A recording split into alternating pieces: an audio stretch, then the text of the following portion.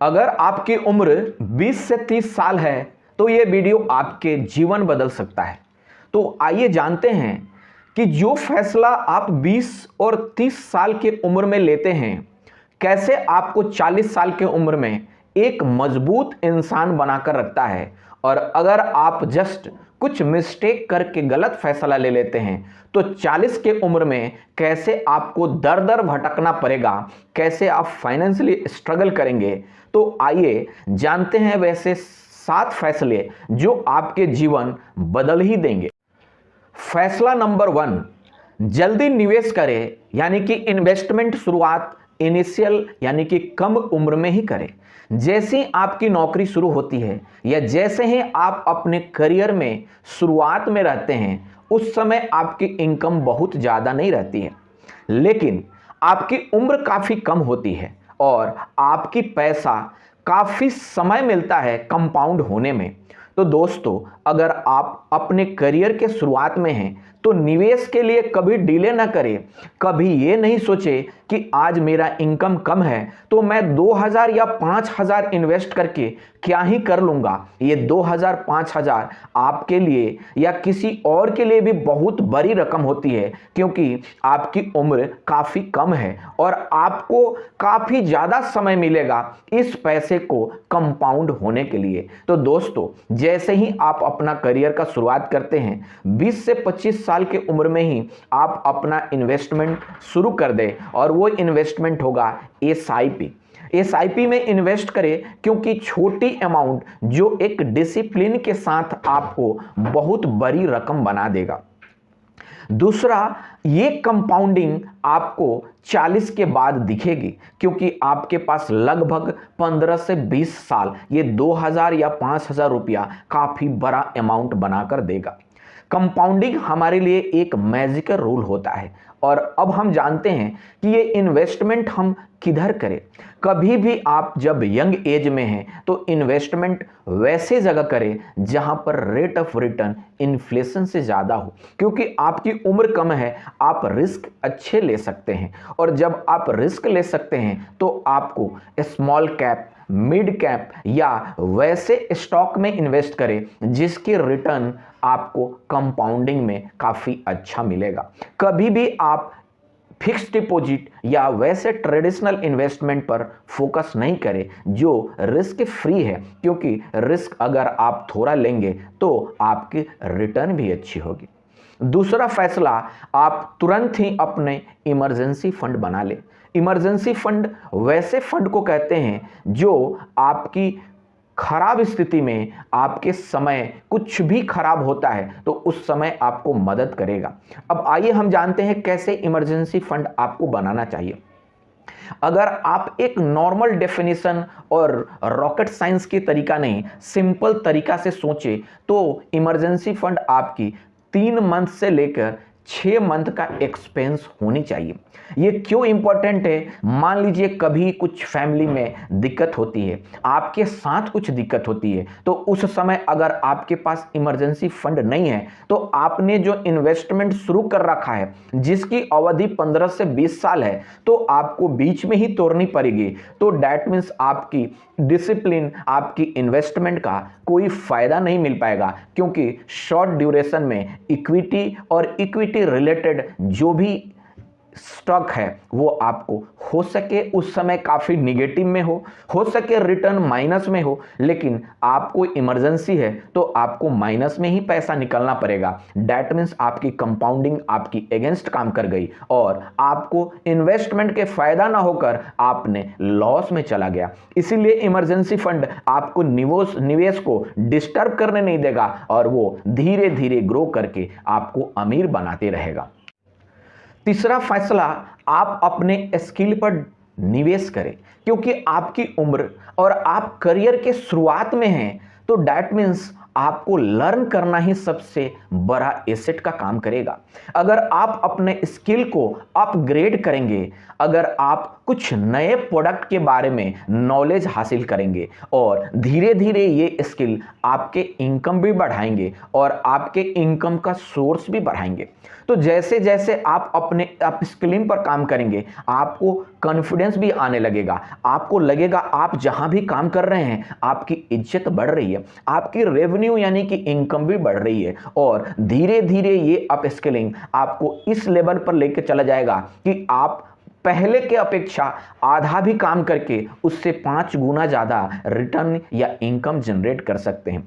Up skilling में जो आज के ट्रेंडिंग में है वो है digital products, e books and वैसे कुछ भी स्टॉक रिलेटेड आप जानकारी ले, ये एक अच्छी स्किल के कैटेगरी में मानी जाती है। सेलिंग स्किल भी सबसे प्रेशियस स्किल माना जाता है क्योंकि ये आपको जीवन में शुरुआत से लेके एंड तक हर जगह जरूरत पड़ती है। सेलिंग स्किल सबसे प्रेशियस स्किल माना जाता है क्योंकि जिसको बेचना आ गया, जिसको सेल्स करना आ गया, वो कोई भी बिजनेस कर सकता है।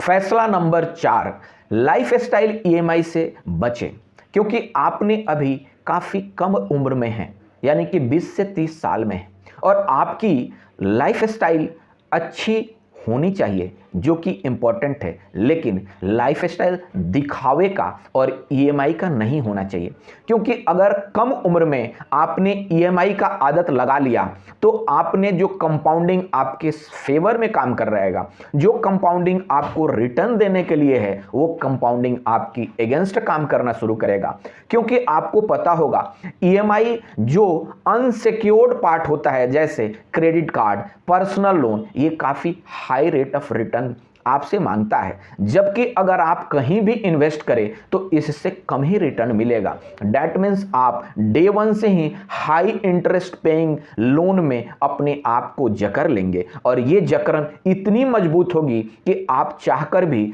30 के बाद निकल नहीं पाएंगे क्योंकि आपने एक लाइफस्टाइल इन्फ्लेशन को एक आदत बना लिया, आपको जीने की आदत हो गई क्योंकि अगर आप 4 व्हीलर पर आज चढ़ना शुरू कर दिया तो क्या आप चाहेंगे 2 व्हीलर पर? एकदम नहीं। सेम उसी तरह अगर आपने लग्जरी रूम में फ्लैट में रहना शुरू कर दिया तो क्या तकलीफ में आप रहना चाहेंगे? नहीं। दैट मीन्स आपकी इन्फ्लेशन जो इनकम की हो रही है कमाने का, उससे हाई लेवल का इन्फ्लेशन आपकी लाइफस्टाइल होगी। फैसला नंबर 5, हेल्थ इंश्योरेंस और टर्म इंश्योरेंस आपको इसी उम्र में ले लेना चाहिए, चाहे आप नौकरी कर रहे हैं या कोई बिजनेस कर रहे हैं, क्योंकि अगर आप नौकरी में हैं और आपकी एम्प्लॉयर आपके लिए हेल्थ इंश्योरेंस और टर्म इंश्योरेंस कर रहा है तो वो तभी काम करेगा जब तक आप उस कंपनी में काम कर रहे हैं, लेकिन जैसे कंपनी छोड़े ये दोनों पॉलिसी आपके लिए यूजलेस हो जाएगा। इसलिए कम उम्र में ही टर्म इंश्योरेंस और कम उम्र में ही हेल्थ इंश्योरेंस खुद का जरूर लें क्योंकि उस समय प्रीमियम कम होती है और आपको अच्छा डिस्काउंट पर मिल जाता है जिसकी premium continuously life long same ही रहेगा। अगर आप टर्म इंश्योरेंस 20-25 साल के उम्र में लेते हैं तो हो सके 1 करोड़ का प्रीमियम मंथली 400-500 रुपये में मिल जाएगा, लेकिन सेम अगर आप 30+ में लेते हैं तो आपको 1000-1500 रुपये भी देना पड़ेगा और वही प्रीमियम कंटिन्यूअसली आपको लाइफ टाइम देना पड़ेगा। तो दोस्तों, इमरजेंसी फंड के बाद जो सबसे इंपॉर्टेंट स्टेप है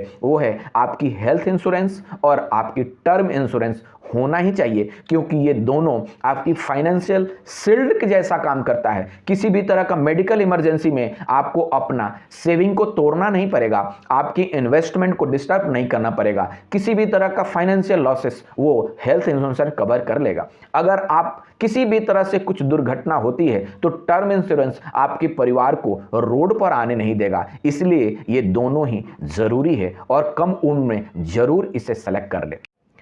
फैसला नंबर 6, आप अपना सेकंड इनकम सोर्स जनरेट करें। सेकंड इनकम सोर्स काफ़ी इंपॉर्टेंट होती है क्योंकि अगर आपकी इनकम किसी एक सोर्स से आ रही है और किसी भी कारण से उस सोर्स में डिस्टर्बेंस आ गई तो फिर आपकी फाइनेंशियल जर्नी ब्रेक हो जाएगा। इसीलिए कभी भी एक सोर्स ऑफ इनकम को अपना गुलाम ना बना ले। अगर आप बिजनेस कर रहे हैं तो जिस बिजनेस में हैं आप कोशिश करें उसी के रिलेटेड 2-3 और छोटे छोटे सोर्स ऑफ इनकम जनरेट करें। अगर आप नौकरी कर रहे हैं तो फ्रीलांसिंग में कुछ डिजिटल प्रोडक्ट, किसी को टीचिंग या आप इन्वेस्टमेंट करके भी एक इनकम जनरेट कर सकते हैं। अगर आप किसी प्रॉपर्टी में इन्वेस्ट करते हैं और उससे रेंटल इनकम आता है तो वो भी आपकी सेकेंड सोर्स ऑफ इनकम होगा। तो ये सबसे इंपॉर्टेंट है कि आपको second source of income initial stage में ही जनरेट करना शुरू करें, चाहे उससे 500, 5000 या 10,000 आए, अमाउंट मैटर नहीं करता है। मैटर करता है कि आपकी इनकम डाइवर्सिफाई है। सातवां और सबसे इंपॉर्टेंट आखिरी, आप अपने दोस्त सर्किल को काफी सोच समझ कर ही रखें, क्योंकि सर्किल ही आपको अमीरी की ओर ले जाएगा, अच्छे रास्ता पर ले जाएगा, और सर्किल ही आपको बर्बाद भी करेगा। कुछ ऐसे सर्किल होता है जो खर्चीला होता है, जो दिखावे में चलता है और आपको भी मजबूर करता है कि आप भी उस दिखावे को सपोर्ट करें, आप भी खर्चा करें, आप भी उसी तरह से बन जाए। लेकिन आप अगर एक अच्छे सर्किल लेते हैं जो ग्रोथ माइंडसेट हो, जिसकी फ्यूचर में प्लानिंग हो, जो इन्वेस्टमेंट को सपोर्ट करे, जो बिजनेस की बात करे, जो पॉजिटिव वे से सोचे, आपको आगे उठाएं, तो ऐसे सर्कल में आप कुछ ना करके भी आप अपने एवरेज से अच्छा होने लगेंगे। तो दोस्तों, ये सर्किल और सराउंडिंग बहुत इंपॉर्टेंट रोल प्ले करता है। अगर आपको भी अपने जीवन में अच्छे बनना है तो ये सातों फैसला 20 से 25 साल के उम्र में ही ले लेना है। अगर आप ये काम नहीं करते हैं तो 40 के उम्र में आपको पछतावा ही होगा, पछतावा के अलावा और कुछ नहीं, क्योंकि उसके बाद सुधारना थोड़ा मुश्किल होगा, करा तो कभी भी जाया जा सकता है। तो दोस्तों, अगर आपकी उम्र 20 से 30 साल का है और आप भी इस वीडियो को देख रहे हैं तो कृपया लाइक और सब्सक्राइब करो, क्योंकि हम इसी तरह का मोटिवेशनल, फाइनेंशियल रिलेटेड और नॉलेज इंक्रीज करने वाला वीडियो लाते रहते हैं जो आपको फाइनेंशियल फ्रीडम के रास्ते पर ले जाएगा। तो दोस्तों, आप भी अगर फाइनेंशियल फ्रीडम पाना चाहते हैं और ये सातों फैसले को अपनाना चाहते हैं तो मुझे कमेंट करें कि मैंने आज से शुरू कर दिया। अगर आपकी उम्र 30 साल से ऊपर भी है तो कोई बात नहीं, आप लिखे देर से सही, लेकिन आज मैंने करेक्ट फैसला ले लिया। धन्यवाद दोस्तों, धन्यवाद।